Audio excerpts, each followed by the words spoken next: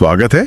आज हमारे पास एक स्रोत है जो मुन्नार को कहता है केरल की पहाड़ियों का गहना या शायद केरल का ताज। हाँ, ताज शब्द इस्तेमाल हुआ है। हाँ, ताज। तो चलिए थोड़ा गहराई से देखते हैं कि ये स्रोत मुन्नार की ऐसी तस्वीर क्यों बनाता है।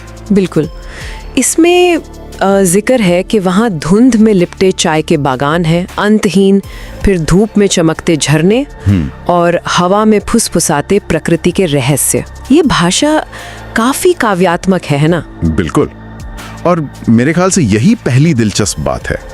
ये सिर्फ जगहों की लिस्ट नहीं दे रहा। सही।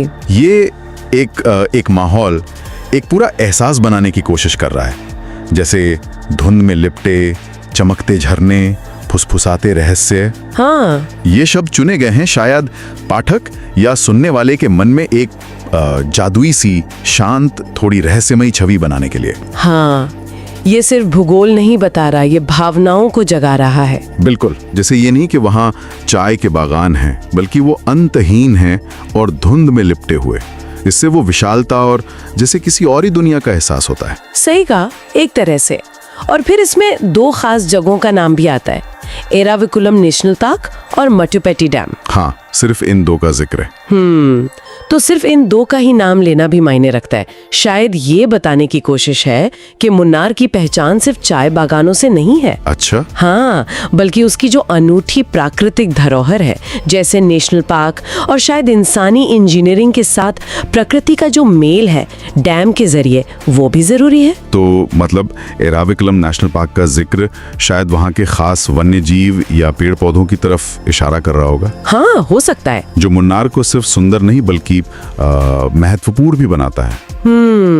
स्रोत ज्यादा डिटेल में नहीं जाता, पर नाम चुनना अहम है। हाँ, बिल्कुल संभव है, और ये शायद उस रहस्य का हिस्सा हो जिसका जिक्र स्रोत कर रहा है। अच्छा, नेशनल पार्क अक्सर उन चीजों को सहेजते हैं जो आम तौर पर दिखती नहीं है, कोई दुर्लभ जीव या कोई खास इकोसिस्टम। हाँ, और इसी तरह मट्टुपेट्टी डैम जो इंसानों ने बनाया है, वो प्रकृति के साथ मानवीय तालमेल की कहानी कह सकता है, या शायद उस पर नियंत्रण की भी। स्रोत हमें सोचने पर मजबूर करता है, बस नाम देकर। सही बात है। और फिर वो लाइन, मुन्नार का हर कोना एक सपना है जिसे खोजा जाना बाकी है, ये तो सीधा सीधा एडवेंचर और खोज वाली फीलिंग देता है। निश्चित रूप से ये मुन्नार को सिर्फ एक टूरिस्ट स्पॉट की तरह नहीं दिखाता, नहीं, बल्कि एक ऐसी जगह की तरह पेश करता है जहां आप खुद कुछ खोज सकते हैं, अपना अनुभव बना सकते हैं। और सपना शब्द ये इसे हकीकत से थोड़ा ऊपर उठा देता है, एक आइडियल जगह बना देता है। हाँ, बिल्कुल। ये भाषा मार्केटिंग में तो काम आती है, पर ये हमें ये भी बताती है कि स्रोत मुन्नार को किस नजर से दिखाना चाहता है, एक आदर्श, थोड़ी लगभग जादुई जगह। तो अगर हम सार निकालें तो ये स्रोत मुन्नार को केरल का ताज बताने के लिए सिर्फ सुंदरता नहीं गिना रहा, नहीं, बल्कि वो काव्यात्मक भाषा का इस्तेमाल कर रहा है, कुछ चुनिंदा जगहों का नाम ले रहा है, प्राकृतिक भी और मानव निर्मित भी, और एक रहस्य और खोज की भावना जगा रहा है। ये सब मिलकर एक बहुत आकर्षक तस्वीर बनाते हैं। एकदम सही काम। ये सिर्फ जानकारी देना नहीं है, ये एक खास तरह का आकर्षण पैदा करना है।